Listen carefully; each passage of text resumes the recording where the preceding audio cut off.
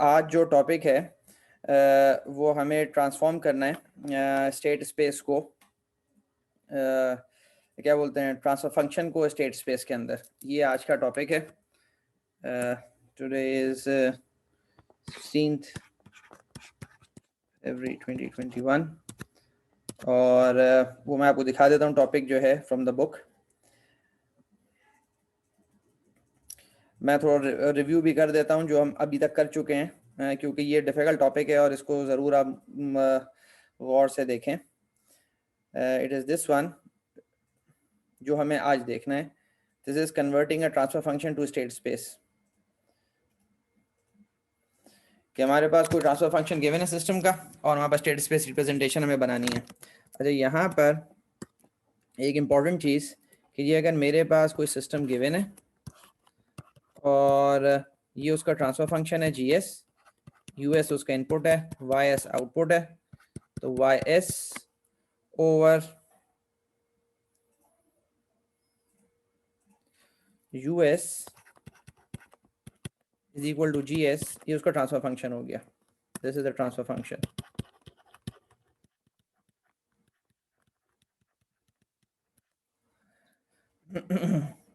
सही है क्या? हमें यहाँ पे क्या करना है, इसको कन्वर्ट करना है, इसको कन्वर्ट करना है into a state space representation. State space representation में हमारे पास इनपुट सिग्नल यूटी हो गया, ये हमारे पास स्टेट्स होती हैं एक्सटी और जिसका इम्पैक्ट होता है हमारे पास आउटपुट वाई टी पर। और जो स्टेट स्पेस रिप्रेजेंटेशन है that is X dot is equal to A X plus B U and Y is equal to C X plus D U. ये आपस में अभी जो हम यहाँ पे भी देख रहे हैं, हम ट्रांसफर फंक्शन को कन्वर्ट करेंगे into the state space representation. ठीक है, this is the state space representation.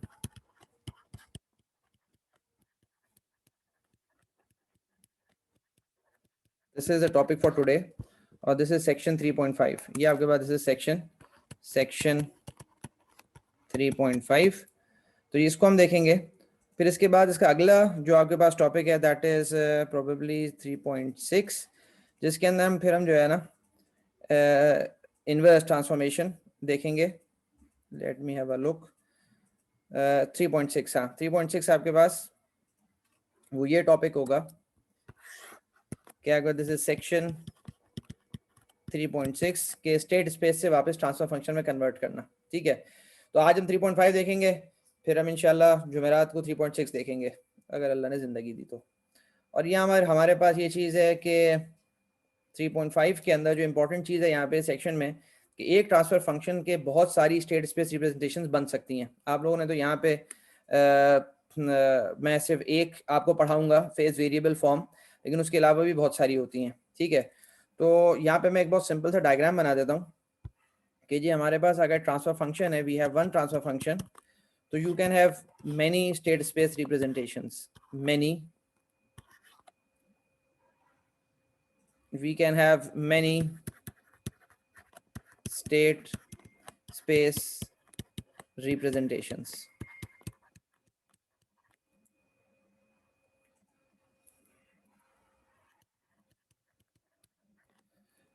तो हमारे पास we can have many state space representations for the same transfer function. लेकिन हमारे पास जब हम रिवर्स प्रोसेस में जाते हैं तो for all the state space we have one single transfer function. ठीक है, यानी फॉरवर्ड में जो आपके पास जा रहा है ये आपके पास वन टू मैनी मैपिंग कहलाती है कि जी आपके पास एक ट्रांसफर फंक्शन की बहुत सारे स्टेट स्पेस रिप्रेजेंटेशंस बन सकती हैं, लेकिन आपके पास एक जितनी भी आपके स्टेट स्पेस होती हैं जब आप रिवर्स में आते हैं तो आपके पास उन सब मतलब जो भी ट्रांसफॉर्मेशन आपने बनाई है, जो भी स्टेट स्पेस रिप्रेजेंटेशन आपने बना दी है, लेकिन जो कन्वर्ट करेंगे तो वही सेम ट्रांसफर फंक्शन आपके पास आएगा।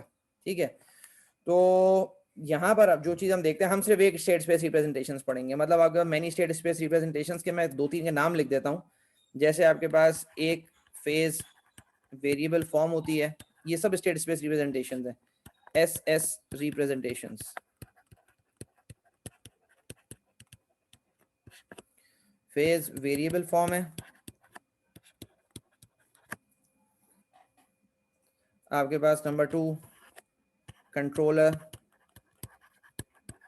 Canonical form, Number 3, observer, canonical form, and you can have many. लेकिन ये क्या आपके पास जब इन सब को हम ट्रांसफॉर्म करते हैं, जब हम ट्रांसफॉर्म करते हैं इन सब को, तो you get one single transfer function. मतलब इसकी एग्जांपल जो है,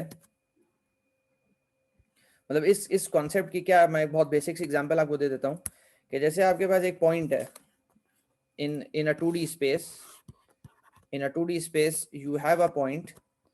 इस पॉइंट की you can have many, let's suppose यहाँ पे मैंने इसको कहा this is 1 2 3 and this is 1 2, तो ये पॉइंट आपके पास है 3,2. तो ये 3,2 की बहुत सारी आपके पास और भी रिप्रेजेंटेशंस पॉसिबल हैं. वो कैसे? अगर मैं इसको पोलर कोऑर्डिनेट में करूं तो इसका समथिंग आर थीटा होगा, तो माइट बी इक्वल टू, मतलब ये आपके पास लेट्स सपोज 5,60 डिग्री. अगर मैं टोटल आपके पास ये कोऑर्डिनेट ही ट्रांसफॉर्म कर दूं, मैं ऐसा कोऑर्डिनेट बना दूं किसी रीजन की वजह से, जिसको मैं कहता हूं एक्स कॉम्प्लीमेंट और वाई कॉम्प्लीमेंट, तो एक्स कॉम्प्लीमेंट वाई कॉम्प्लीमेंट में आपके पास जो 3,2 की रिप्रेजेंटेशन होगी वो बिल्कुल डिफरेंट हो जाएगी. वो आपके पास ये हो जाएगी 3,2 की रिप्रेजेंटेशन. तो ये डिपेंड करता है आपके पास, मतलब ये है कि ये चीज़ के एक ही पॉइंट है, उसके बहुत सारी रिप्रेजेंटेशंस हैं. तो यहाँ पे भी यही कॉन्सेप्ट है कि you have one single transfer function, उसकी बहुत सारी रिप्रेजेंटेशंस पॉसिबल होती हैं. तो मैंने 3 लिख दी. हम कवर करेंगे फेज वेरिएबल फॉर्म को. ठीक है, तो ये तो पहले ये प्रीएम्बल है, ये बेसिक्स है जो आज का टॉपिक हमें देखना है. अच्छा, यहाँ पे अब हम we start with a very simple problem, और हम करेंगे ये कि हमारे पास ट्रांसफर फंक्शन गिवन है और हम उसको कन्वर्ट करेंगे स्टेट स्पेस के अंदर. ठीक है, we start from here. This is the example,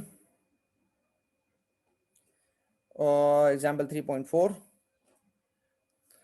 example 3.4 हमारे पास converting a transfer function with constant term in the numerator. मतलब आपके पास न्यूमरेटर के अंदर कांस्टेंट टर्म है, मतलब कोई जीरोस नहीं है, सिंपल पोल्स एंड सिस्टम के अंदर.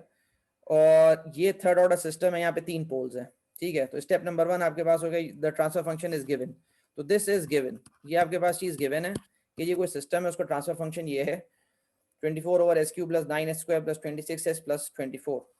तो सबसे पहला स्टेप आपके पास ये है कि this is given, you have to transform this into differential equation. इसको सबसे पहले जो है ना, इसको डिफरेंशियल इक्वेशन में कन्वर्ट करना है. वो कैसे करेंगे? आपके पास हो गया, इसको क्रॉस मल्टीप्लाई करो, s³ + 9s² + 26s + 24 into cs is equal to 24rs. ये आपके पास हो गया s³ cs + 9s² cs + 26s cs + 24cs is equal to 24rs. इसको कन्वर्ट करेंगे, we take the inverse Laplace, this is Laplace inverse. तो we get c triple dot, third derivative आपके पास हो गया, +9c double dot + 26c dot + 24c is equal to 24r. मैं यहाँ पे लिख देता हूँ कि जी ये हमारे पास this was in frequency domain, और जब मैंने इनवर्स लेप्लास ले लिया तो मेरे पास इक्वेशन आ गई टाइम डोमेन के अंदर. I have this time domain equation, Laplace inverse. मैं यहाँ पे भी लिख देता हूँ, दिस इज लेप्लास इनवर्स. तो फ्रीक्वेंसी डोमेन से टाइम डोमेन के अंदर आपके पास आ गया. Now you have this equation, और इस इक्वेशन के अंदर आप लिखें c triple dot is equal to -9c double dot -26c dot -24c plus 24r. I call this equation number 1. तो ये बहुत सिंपल स्टेप है कि मेरे पास ट्रांसफर फंक्शन गिवन था और मैंने ट्रांसफर फंक्शन से मैंने इसको डिफरेंशियल इक्वेशन बनाई और मेरे पास ये चीज़ बन गई, नंबर 1 मेरे पास इक्वेशन आ गई. ठीक है, which is in time domain. अब यहाँ पे मुझे मेरा जो पर्पस है, मुझे स्टेट स्पेस रिप्रेजेंटेशन बनानी है, और मेरे पास स्टेप नंबर 2, इसको मैं कहता हूँ जी I am developing the phase variable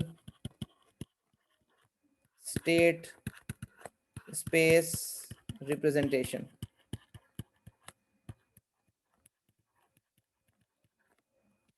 मैं ये बनाना चाह रहा हूँ फेज वेरिएबल। अब मुझे जब ट्रांसफर फंक्शन गिवन है उससे मैंने डिफरेंशियल इक्वेशन बना के नंबर 1 पे लाके छोड़ दिया। Number 1 is a differential equation, equation number 1 is a differential equation, ठीक है। अच्छा, मुझे स्टेप नंबर 2 के अंदर मुझे phase variable state space representation बनानी है। तो फेज वेरिएबल के अंदर जो आपके पास कॉन्सेप्ट है कि यहाँ पे we have third order differential equation. इसका मतलब है मेरे पास 3 पोल्स हैं सिस्टम में, जो कि नजर भी आ रहे हैं यहाँ पे। अगर आप और से देखो कि मेरे पास यहाँ पे एस, आपके पास एस क्यूब है, तो इसका मतलब 3 पोल्स होंगे सिस्टम में।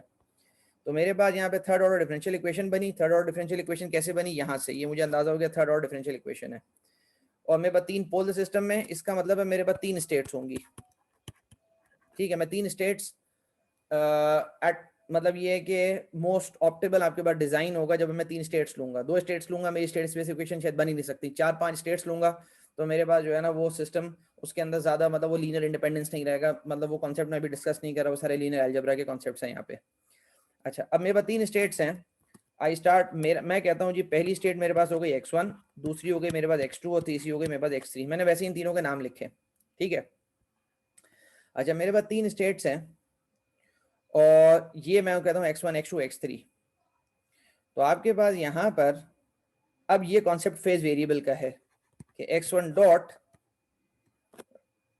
पहली स्टेट का डेरिवेटिव। अच्छा, पहले मैं एक और चीज यहाँ पे मैं इसका पहले फॉर्मेट बना देता हूँ आपको, क्योंकि ये चीज अब आपकी जिम्मेदारी है इसको करना। x1 डॉट, x2 डॉट और x3 डॉट, कि अगर मैं इसको इस फॉर्म में लिखता हूँ, किस फॉर्म में, x dot is equal to A X plus B U, तो ये क्या बनेगा। तो x1 डॉट ये हो गया, ये आ गया पूरा ए मैट्रिक्स हो गया, ये मेरे पास हो गया x1, x2, x3 प्लस ये मेरे पास b हो गया और मेरे पास ये ut इनपुट हो गया। तो ये सिंपल है, ये मुझे पता है 3x3 का मैट्रिक्स होगा, 3x1 का मैट्रिक्स होगा। कैलकुलेशन में आपको सब समझा चुका हूँ, आप देख सकते हैं, सब यूट्यूब पे मौजूद है वीडियोस।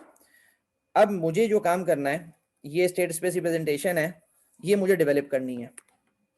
इसी तरह मेरे पास जो आउटपुट इक्वेशन बनेगी वो बनेगी yt is equal to something which is the C matrix into x1, x2, x3 plus the D matrix into u, और मेरे पास वो कहलाती है y is equal to C X plus D you.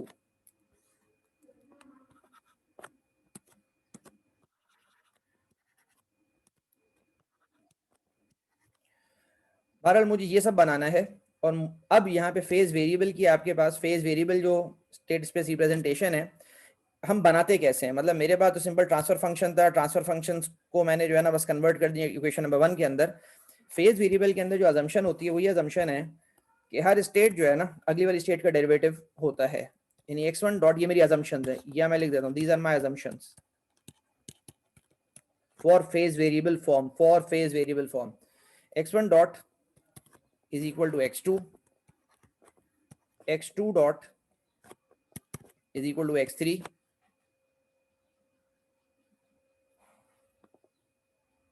तो ये मेरे पास x1 डॉट आपके पास x2 के बराबर हो गया, x2 डॉट आपके पास x3 के बराबर हो गया। अच्छा, अब यहां पर मुझे जो चीज यहां पे समझनी है, और x3 डॉट, ये मुझे देखना है कि ये किसके बराबर होगा। x3 डॉट मेरे पास, ये मुझे देखना है कि ये किसके बराबर है। यहां पर पहली बात तो ये हो गई कि ये मेरे पास जो है ना इस तरह करके x1 डॉट x2 के बराबर होता है, x2 डॉट आपके पास x3 के बराबर, और x3 डॉट मुझे डिटरमिन करना है। तो 3 स्टेट्स हैं, ये इस तरह करके जो है ना आपके पास ये अजम्पशन है फेज वेरिएबल के अंदर कि हमेशा इस तरह लिखा जाता है, ठीक है। पहली बात तो ये हो गई। अच्छा, दूसरी चीज यहाँ पर ये पहली अजम्पशन है, let me right this assumption number 1। दूसरी अजम्पशन यहाँ पर क्या चीज है कि आपके पास यहाँ पर जब मैं लिखता हूँ कि x1 को मैं जो लेता हूँ वो मैं पहली स्टेट लेता हूँ। लेट मी राइट दिस, कि हमारे पास जो x1 आपके पास है, ये हमारे पास सेकंड अजम्पशन है कि x1 मेरे पास जो है वो आउटपुट के बराबर है। x1 मेरे पास जो है ना दैट इज इक्वल टू, ये पहली अजम्पशन मेरे पास हो गई। अजम्पशन नंबर 2 बुक ने उसको डायरेक्ट लिख दिया है, मैं उसको थोड़ा सा ज्यादा एक्सप्लेन करके लिख रहा हूं ताकि आपको बात क्लियर हो जाए। अजम्पशन नंबर 2, अजम्पशन नंबर 2 मेरे पास क्या कहती है कि जी x1 मेरे पास जो है ना वो c के बराबर है। c बुक ने लिखा हुआ है, मैं इसलिए ये चीज लिख रहा हूँ ताकि आपको बात समझ में आए। मैंने c नहीं लिया क्योंकि c हमेशा स्टूडेंट्स को बहुत कंफ्यूज करता था। बुक वाले ने c उसको पता नहीं क्यों लिया है। यहाँ पर ये जो c है ना, ये जहन में रखना, ये c ये आउटपुट है, ये आउटपुट है। इस c का इस वाले c से कोई रिलेशन नहीं है, कोई रिलेशन नहीं है। ये जहन में रखना, मैंने क्रॉस लगा दिया यहाँ पे ताकि आपको जहन में रहे, क्योंकि ये इतना कंफ्यूजिंग फिर बुक के अंदर बनता है। ये कैपिटल सी है और वहां पे वाकई स्मॉल सी है, ठीक है। असल में सी में यहाँ पे जो है ना, मतलब ये बुक ने ये इसको सी लिया है। अगर ये इसको सी जगह वाई ले लेता तो बहुत चीजें सिंपल हो जाती हैं, लेकिन मैं सी लेके इसीलिए एक्सप्लेन कर रहा हूँ क्योंकि बुक ने वो लिखा हुआ है। जब आप कंपेयर करोगे आप टोटल कंफ्यूज ना हो जाओ। बस ये जहन में रखना है कि ये जो सी है यहाँ पे ये आउटपुट है। इस कैपिटल सी का स्टेट स्पेस के सी से कोई इस कैपिटल सी से कोई ताल्लुक नहीं होता है। अब ये तो बहरहाल रिकॉर्ड हो गई ये बात, तो आप लोग इसको सुन सकते हो। क्लास में बहुत ज्यादा कंफ्यूजन हो जाता था स्टूडेंट्स के अंदर, क्योंकि बुक ने ये एक ही वेरिएबल है और दो अलग जगह बिल्कुल अलग तरीके से यूज होता है, ठीक है। तो यहाँ पर ये बात क्लियर हो गई। अगर अभी न भी समझ में आया तो आप लोग वीडियो देख लेना, आपको बात दोबारा क्लियर हो जाएगी। दोबारा बता देता हूँ, दो अलग सी हैं। एक सी ये है जो ये आउटपुट है, इसको काट के मैंने वाई लिख दिया। मैं असल में नोटेशन बुक का इसलिए फॉलो करता हूँ। ये सी एस आउटपुट हो गया और ये इनपुट आपके पास आर एस है, और ये जो आगे वो ट्रांसफर फंक्शन है जी एस है। अगर ये सी एस की जगह वाई एस यूज कर लेता तो बहुत आसान हो जाता, लेकिन सी एस यूज किया है। इस सी एस का कोई ताल्लुक नहीं है जो मेरे पास स्टेट स्पेस के अंदर सी होता है। ये वाला जो सी एस से कोई ताल्लुक नहीं है, बस, ठीक है। ये मैं काफी दफा बात एक्सप्लेन कर दी, बाकी सब नॉर्मल बात है, बाकी कुछ भी नहीं है। मेरे पास जो आउटपुट हो गया, आउटपुट मेरे पास सी एस है, मेरे पास आउटपुट सी एस है मेरे पास ट्रांसफर फंक्शन का। तो पहली अजम्पशन फेज वेरिएबल के अंदर ये होती है कि जी आपके पास 3 स्टेट्स होंगी और हर स्टेट जो है ना, जैसे x1 डॉट आपके पास जो है ना वो x2 के बराबर होगी और x2 डॉट x3 के बराबर होगी। यहाँ पे दूसरी अजम्पशन क्या है? दूसरी अजम्पशन मेरे पास ये है जिससे आपको बात क्लियर हो जाएगी कि जी मेरा जो पहली स्टेट है ना x1 जिसको मैं कह रहा हूँ वो c के बराबर है। c क्या है? यहाँ पे आउटपुट है, मैं यहाँ लिख देता हूँ आउटपुट। मेरे पास दूसरी स्टेट जो है ना वो c डॉट के बराबर है, डेरिवेटिव ऑफ द आउटपुट के। और तीसरी स्टेट मेरे पास जो है ना वो c डबल डॉट के बराबर है, ठीक है। ये बात दो अजम्पशंस है। अच्छा, ये बात कि ये जो फर्स्ट अजम्पशन है ये सेकंड अजम्पशन से डिराइव हो जाती है, ये बहुत सिंपल समझ में आ जाती है। वो कैसे समझ में आती है मैं यहाँ पे करके दिखाता हूँ। नहीं समझ में आया मुझे आप पूछ लेना, ये कोई ऐसा मतलब मुश्किल चीज नहीं है। मेरे दो अजम्पशन है। पहली अजम्पशन ये है कि भाई आपके पास स्टेट्स इस तरह लिखी जाती हैं। दूसरी अजम्पशन ये है कि जी जो आउटपुट, जो भी आउटपुट होगा A B C D E F G H, जो भी आउटपुट हो जाए, वाई हो जाए, सी हो जाए, टी हो जाए, बी हो जाए, कोई भी हो जाए, तो जो स्टेट्स होंगी, अगर आपके पास 4 स्टेट्स है ना, तो पहली स्टेट होगी सी, दूसरी स्टेट होगी सी डॉट आउटपुट का पहला डेरिवेटिव, तीसरी स्टेट होगी आउटपुट का दूसरा डेरिवेटिव, चौथी स्टेट होगी आउटपुट का तीसरा डेरिवेटिव। इस तरह करके लिखा जाता है यहाँ पे।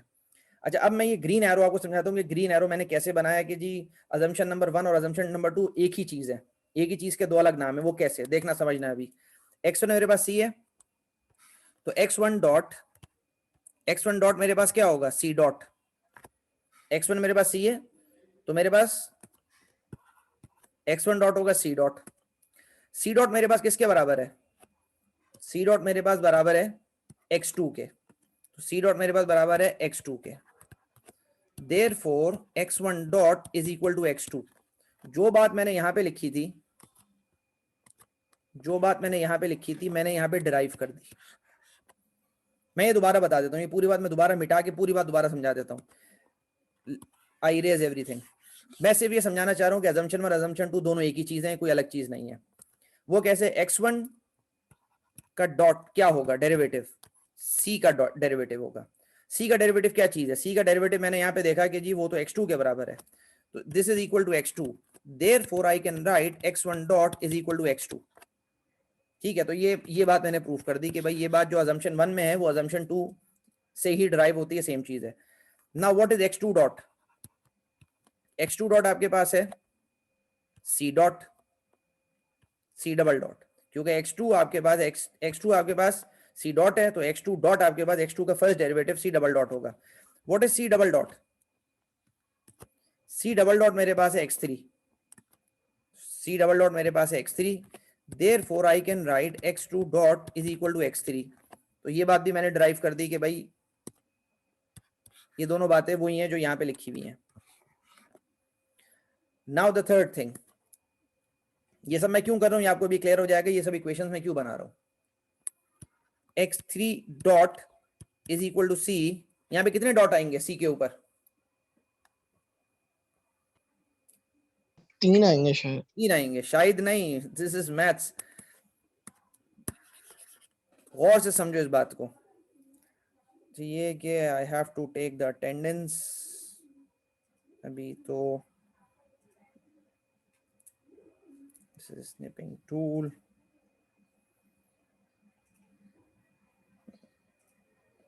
एक मिनट, वेयर इज